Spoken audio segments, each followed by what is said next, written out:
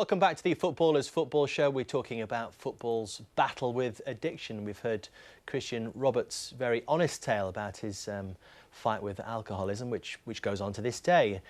Dominic Matteo, I'm not sure if we would call you an addict or not, would we? I mean, someone who lost a lot of money on gambling, and you said you had an addictive personality, but you were always able to step back from the brink. Yeah, like I say, I mean, from the early days at Liverpool, you know, first thing you do is you get in with the old boys, like very similar to what Christian was talking about. You know, it's part of it. You know, get involved with the senior pros, and you're kind of all right. You feel safe, and that's what happened at Liverpool. And that was probably the start of me having a drink. I never really drunk at all until I actually signed professional at Liverpool. And then you get in with the boys, and it's just, if you don't have a drink, you're kind of not anyone in the dressing room, really. It's kind of sad that, but it's true. You know, if you're not involved with the boys going out for a drink, it's like, oh, he's soft, he's not coming out for a drink, his missus has got him under the thumb or whatever. That's kind of the way everyone thinks. That was the culture at Liverpool, but presumably that was a culture at pretty much every club in England. I think it was. I think it was. You know, we'd meet up with different players from different clubs, and we'd all be having a pint and having a bet, and it just seemed it was just a normal thing to do. You know, you finish training, I'd have a few bets on the way home on my phone or whatever. You know, listen to the phones on your speakerphone in your car or whatever, and you know, then stop and have a couple of beers and a few more bets, and it just seemed very natural. And because the older guys are doing it, you know, some of your heroes or some of the great players, you know, you watched on TV are doing it, you think this is just a normal thing to do, and it's easily to get sucked into following suit, really. So when did you start gambling to excess? Probably really when I signed for Leeds.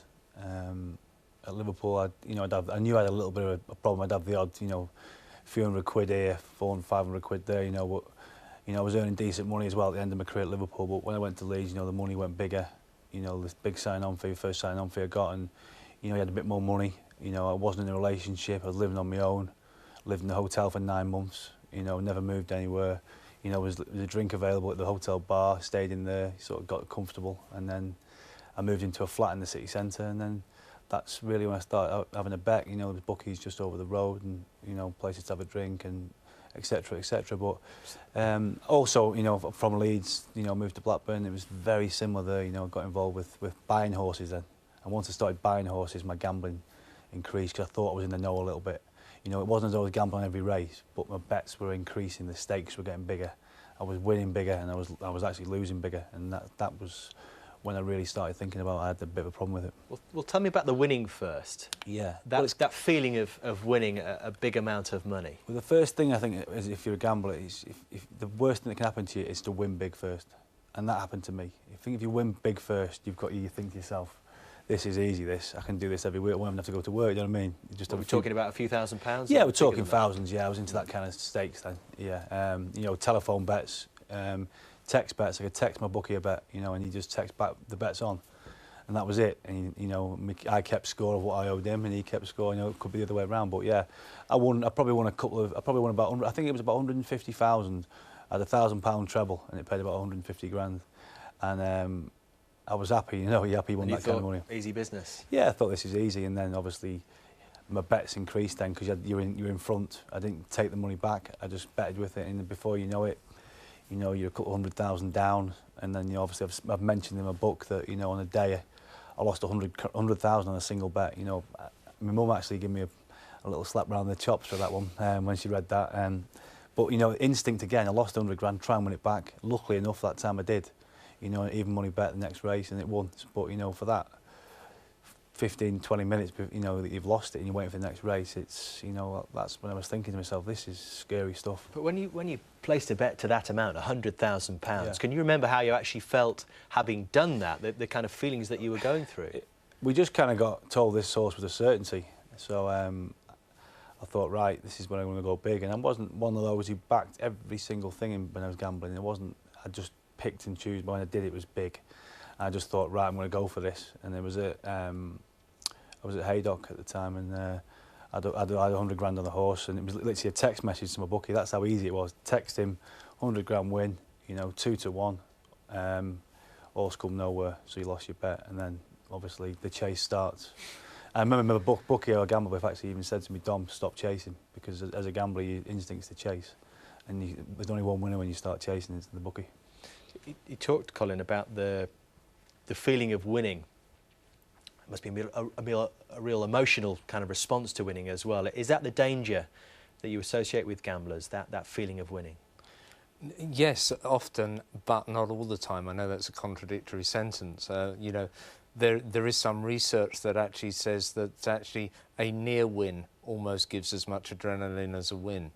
You know, so sometimes when people, and sometimes even actually the process of gambling is part of the actual fix as much as the winning and the losing. So it would be a really simplistic model to think that it's, you know, I'll learn when I win and I'll stop when I lose, but I think it's a lot more complicated than that for the individual that's gambling. Do you think because you were earning so much money as well in your time at Leeds and then when you were at Blackburn that you became a little desensitised to money? A little bit, but I've always been, you know, with my family at home, I've always been pretty good with money. I've been pretty shrewd with my investments over the years. I've been pretty switched on, luckily enough actually, because of the money I've lost. But I don't know, I think I wouldn't say I've ever been detached. I've always been someone who can mix with anyone. You know, I'm that kind of guy. Like Christian was talking, I'll go in the pub and have a drink and have a bet with anyone. That's my character. And that's why sometimes you become popular with fans in a way in certain cities. But I never become detached, but I knew I was earning a lot of money. I didn't have any family or children at the time when I really was gambling heavy, so I didn't think there was any, you know, responsibility really, which was one of the reasons. And then, you know, once I started having kids and stuff, it really hit me hard. Really did that. You know, the money I've wasted hit me hard, and then I had to stop. I knew it because, you know, I wasn't gambling with my future, I was gambling with hers, and that was the reason why I stopped. And that wasn't with any help, that was just me making that decision. So you pulled yourself back from the brink? Yeah, I just looked at my girl and I just, you know, I literally couldn't face not giving her the future she deserved with the money. You know, I'd already wasted so much money. I couldn't live with myself if I'd carried on with that, you know, not giving them the future that they deserved.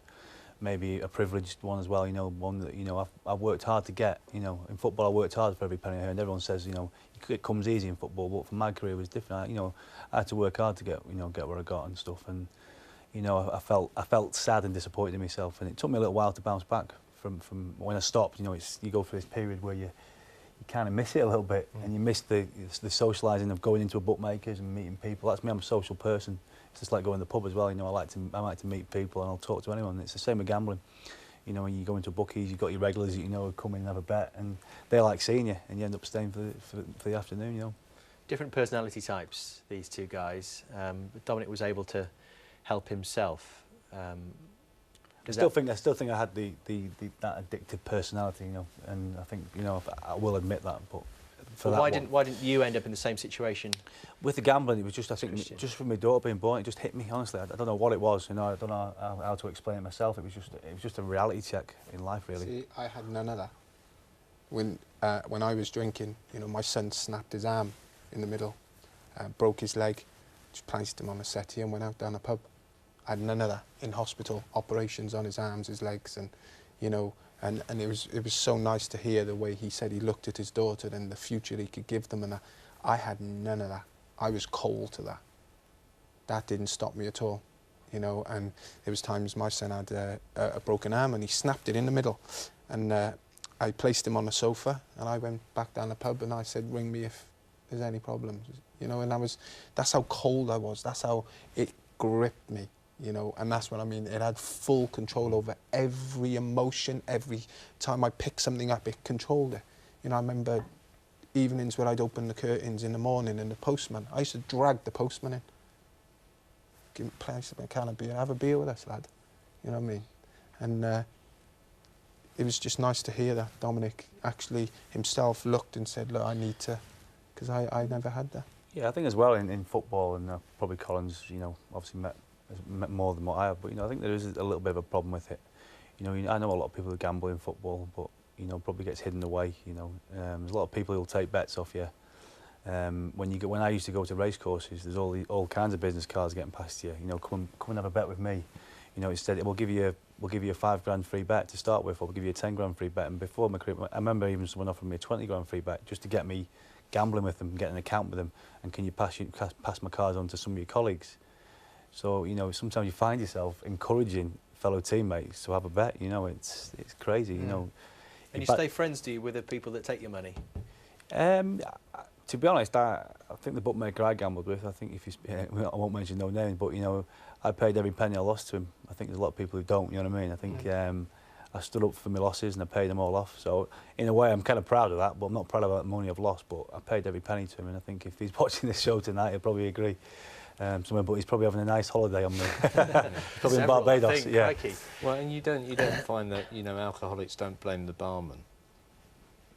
So it's the bookies have a part of that process. Well, the barman will tell you if you've had too much, won't they?